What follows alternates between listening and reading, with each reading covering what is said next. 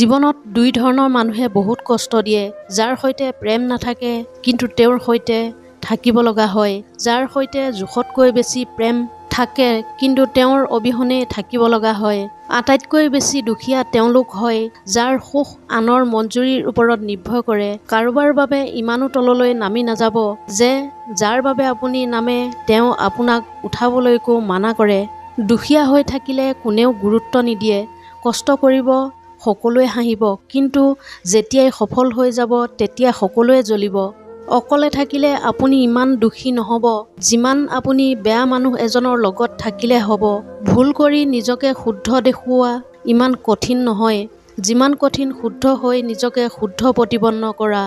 দুখ আৰু কষ্ট অৱশ্যে পাহৰি যাব, কিন্তু নিজৰ সৈতে কৰা প্ৰবঞ্চনা কেতিয়াও পাহৰিব নোৱাৰে। বহুতেই জৰুৰী হয় জীৱনত অলপ খালী ঠাই থকাটো, কাৰণ এইটোৱে সেই সময় য'ত আমি নিজেই নিজৰ সৈতে পৰিচয় হওঁ। কিছু লোকে ইমানেই সৰল হৈ কথা কয় যেন আমি তেওঁলোকৰ আঁৰত থকা দুৰ্নীতিৰ বিষয়ে গমেই নাপাওঁ।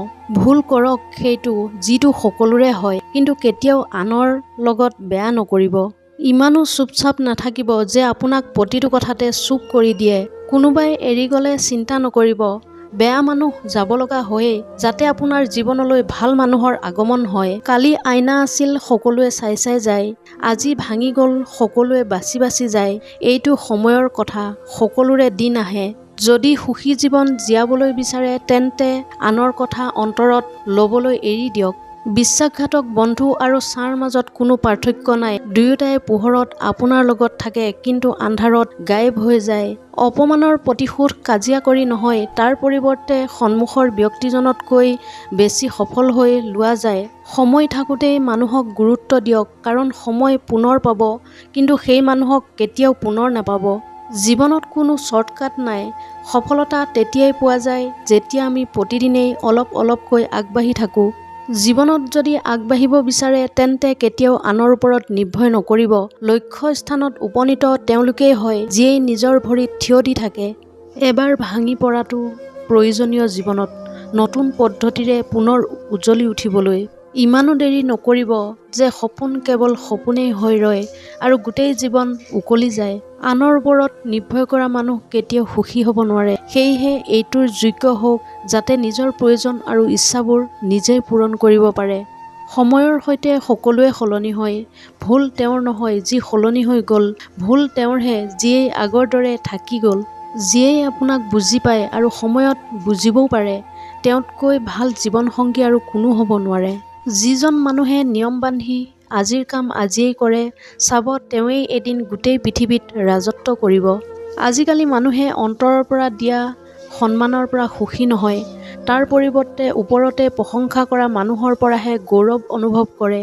উপদেশ সকলোৰে শুনক, কিন্তু কৰক সেইটো যিটোৰ বাবে আপোনাৰ সাহস আৰু আপোনাৰ বিবেকে সমৰ্থন কৰে।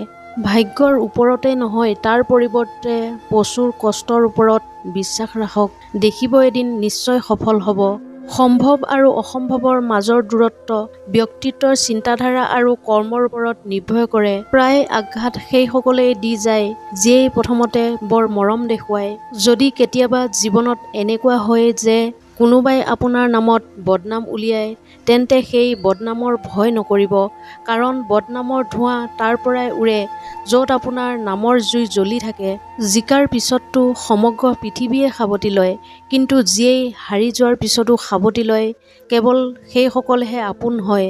নিজৰ শক্তিৰ বলত জীয়াবলৈ আৰম্ভ কৰক। আপুনি নিজেই নিজতকৈ ভাল বন্ধু আৰু সহযোগী কোনো হ'ব নোৱাৰে। অন্তৰৰ চাফা আৰু সঁচা কথা কোৱা মানুহ প্ৰায় অকলশৰীয়া হৈ পৰে, আৰু এইটোৱে জীৱনৰ সত্য হয়। মানুহক ইমপ্ৰেছ কৰিবলৈ চেষ্টা নকৰিব, আপুনি নিজকে ইমপ্ৰুভ কৰক। মানুহে নিজে নিজেই ইমপ্ৰেছ হ'ব। আপুনি কিছু সময় অকলে থাকিবলৈ শিকক, তেতিয়াই আপুনি সঁচা মিছা, আপোন আৰু পৰ প্ৰতিটো কথাৰে সৈতে চিনাকি হৈ যাব। যদি জীৱনৰ প্ৰতিটো পদক্ষেপতে জিকিবলৈ বিচাৰে তেন্তে বলতকৈ বেছি বুদ্ধিৰ প্ৰয়োগ কৰিবলৈ শিকক, কাৰণ বলে কাজিয়া কৰিবলৈ শিকায় আৰু বুদ্ধিয়ে জিকিবলৈ শিকায়। জীৱনত প্ৰেম যদিও হেৰাই যায়, কিন্তু প্ৰেমৰ বাবে কেতিয়াও জীৱন নেহেৰুৱাব। জীৱনটো সুখী হৈ জীপাল কৰক, কাৰণ প্ৰতিদিনে গধূলি কেৱল সূৰ্যই ডুব নাযায়, আপোনাৰ অমূল্য জীৱনো কমি যায়। প্ৰতিটো নতুন আৰম্ভণিয়ে মানুহক কিছু ভয় খুৱায়, কিন্তু মনত ৰাখিব সফলতা কঠিনতাৰ পিছতহে চকুত পৰে। এনেধৰণৰ মটিভেশ্যনেল ভিডিঅ' পাই থাকিবলৈ মোৰ চেনেলটো ছাবস্ক্ৰাইব কৰি ৰাখিবলৈ নাপাহৰিব। পুনৰ অন্য এটা ভিডিঅ'ৰ সৈতে লগ পোৱাৰ প্ৰতিশ্ৰুতিৰে আজিৰ এই খণ্ডটোৰ পৰা বিদায় লৈছোঁ। ধন্যবাদ।